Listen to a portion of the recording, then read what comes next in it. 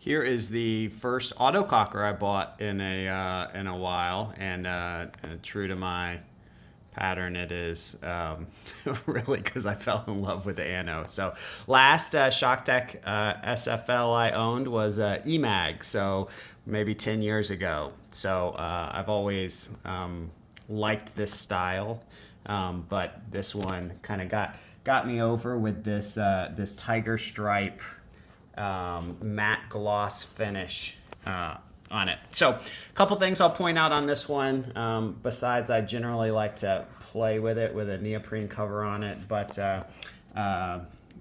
this is, you can tell it's a 09 by the grip frame, which had the integrated snatch grip originally, which Jason over at Angry milled off because some people kind of complained that it pinches their hand, or they didn't love that setup when you kind of originally had the two grips there. Also a little bit of trigger work that he did. I think some of these set screws are not in the original and or polished up, because it's quite a smooth shooter, even though it doesn't have the new gunfighter frame on it, which I have on a couple other markers. All original, kind of that new modern set of pneumatics on the front end.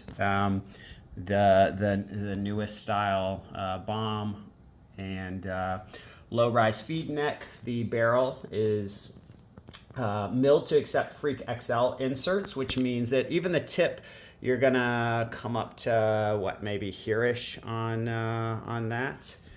So overall, really smooth shooter. I think one of the things you're seeing different on an 09 versus maybe the ones that are made the last five or so years is a lot of the newer ones I've seen have dual wire detents, which is a nice feature. They tend to jam a little bit less than, I guess maybe we still call these Cooper T style detents at this point. So yeah, these screw in spring and ball detents. You're also seeing folks like Jason do some clever stuff in terms of chasing efficiency or low pressure, and one of those is turning the bolt and adding some O-rings to it. Let's see if I can do this cleanly with one hand without making a mess of things. But you'll see that, right, even on these Delrin